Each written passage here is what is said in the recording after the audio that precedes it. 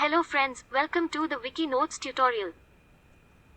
This tutorial will help you to learn the concept of Computer Organization and Architecture for GATE, UGC-NET PSU and University exam. Please friends press the like button and subscribe my channel. We have discussed cache memory is a random access memory. It lies on the path between the processor and the main memory. It bridges the speed mismatch between the fastest processor and the slower main memory. Cache lines. Cache memory is divided into equal size partitions called as cache lines. While designing a computer's cache system, the size of cache lines is an important parameter. The size of cache line affects a lot of parameters in the caching system. The following results discuss the effect of changing the cache block or line size in a caching system. Result 1. Effect of changing block size on spatial locality. The larger the block size, better will be the spatial locality. Explanation. Keeping the cache size constant, we have Case 1. Decreasing the block size. A smaller block size will contain a smaller number of nearby addresses in it. Thus, only smaller number of nearby addresses will be brought into the cache. This increases the chances of cache miss, which reduces the exploitation of spatial locality.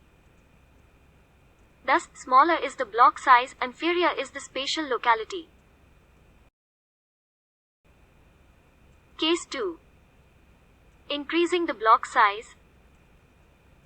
A larger block size will contain a larger number of nearby addresses in it. Thus, larger number of nearby addresses will be brought into the cache. This increases the chances of cache hit, which increases the exploitation of spatial locality. Thus, larger is the block size, better is the spatial locality. Result 2. Effect of changing block size on cache tag in direct mapped cache. In direct mapped cache, block size does not affect the cache tag anyhow. Explanation. Keeping the cache size constant, we have Case 1. Decreasing the block size. Decreasing the block size increases the number of lines in cache. With the decrease in block size, the number of bits in block offset decreases. However, with the increase in the number of cache lines, number of bits in line number increases. So, number of bits in line number plus number of bits in block offset equals remains constant. Thus, there is no effect on the cache tag. Example.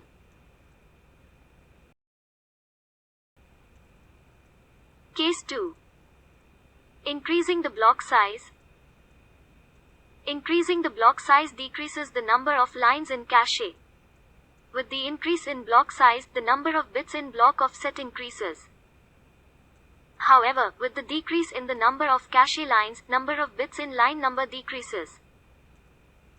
Thus, number of bits in line number plus number of bits in block offset equals remains constant. Thus, there is no effect on the cache tag. Example.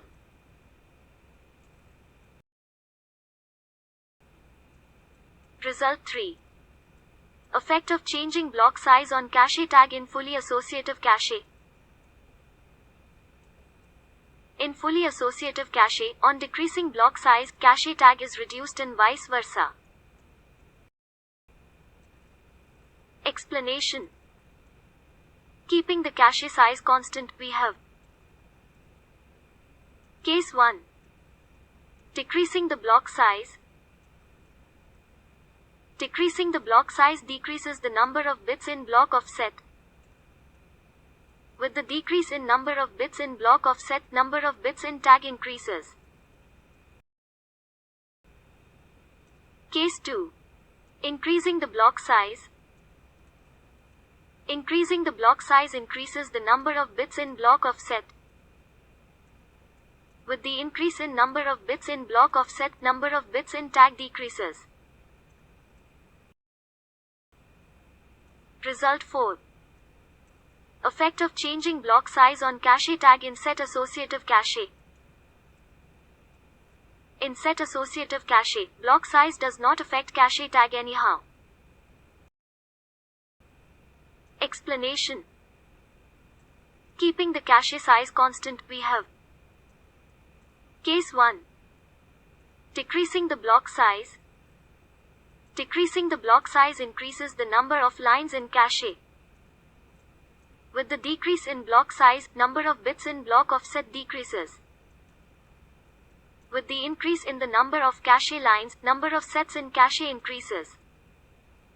With the increase in number of sets in cache, number of bits in set number increases. So, number of bits in set number plus number of bits in block offset equals remains constant.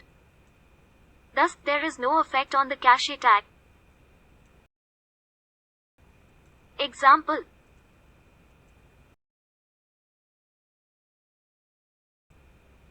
Case 2. Increasing the block size. Increasing the block size decreases the number of lines in cache. With the increase in block size, number of bits in block offset increases. With the decrease in the number of cache lines, number of sets in cache decreases. With the decrease in number of sets in cache, number of bits in set number decreases. So, number of bits in set number plus number of bits in block offset equals remains constant. Thus, there is no effect on the cache tag. Example.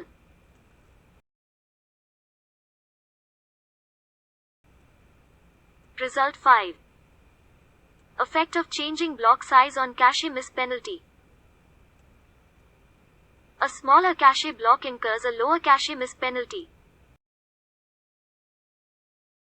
Explanation.